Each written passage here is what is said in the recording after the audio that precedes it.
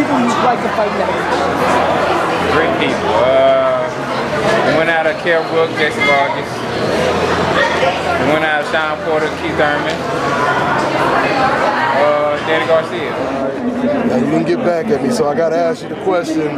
Errol Spence. Yeah. What do you think about Errol Spence, both of you guys? I want to get your take on his performance, knocking out Chris Algieri. Is he at the elite level? Is he ready for everybody at welterweight now, or what do you think? You know what? I just think, I'm happy for him. He did a good job on national TV and got a great win. You don't want to detract from that at all. Again, that was one of my guys. I took Errol to Russia. I took Errol to Europe.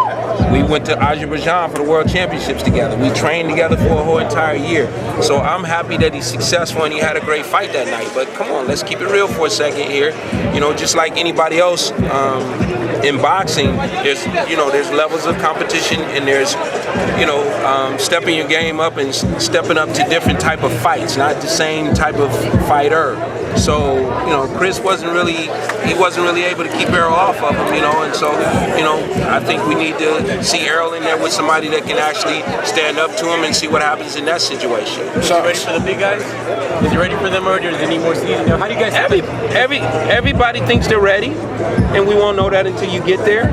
But again, let me use a quick comparison, not to take anything away from Chris Algieri at all. Chris Algieri was not Paulie Malignaggi in his best days.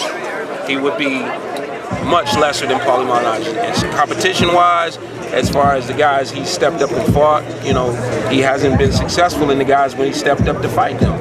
We could have looked at the Provodnikov fight and said it got stopped early because Chris's eye was closed. They could have stopped that fight very easily. So if that doesn't happen, does he even get those other fights? He probably doesn't. And every fight since then, Pacquiao, Amir Khan, and now Errol Spence, he's lost those fights. So it's not really a good measuring stick of a top level guy. It's not. So you guys overlook him now, because I know when Floyd said he should fight Thurman or he should fight Sean, everybody kind of overlooked him. Oh, he's not ready. Do you guys still feel that way about him, or did he prove himself a little bit more than he was before? Why should we look at him because Floyd said so? Come on, man. Floyd's still running around here talking about Tank is the next Floyd. Floyd is a long way from the lip to the cup. I'm sure he don't understand what that means. But this little space right here to take this sip could be 100 years before you see another Floyd Mayweather Jr. That's props to him.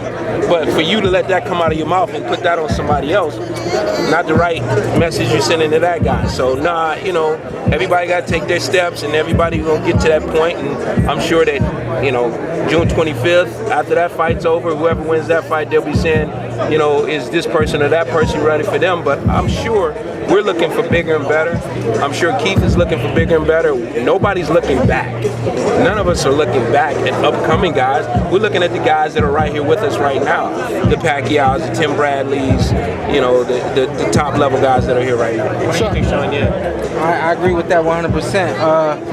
I think he looked very impressive against Algieri, but again, Algieri has not, been the guy that, we saw when he fought Provodnikov, fighting through a storm and winning that fight. So, like my dad says, it's a hard measuring stick to put it up against when you look at Chris Algieri, but an impressive victory on Errol's part. But me as a fighter, like I was just telling somebody, I'm not a matchmaker, so y'all just tell me when I got to fight who I'm fighting, and then that's what I handle. So. Sean, he been in there. You already been in there with Kell Brooks, and now he's real close to being Kell Brooks mandatory. How does that fight play out? I think he beats Kell Brooks. I think that he's got everything that it takes. And he's a very good fighter. And I'm not the one to judge whether or not he's ready. Only he can do that. Only his team can do that. So they put him in the ring with Kell Brooks. We'll see what happens. So you have a date and a time.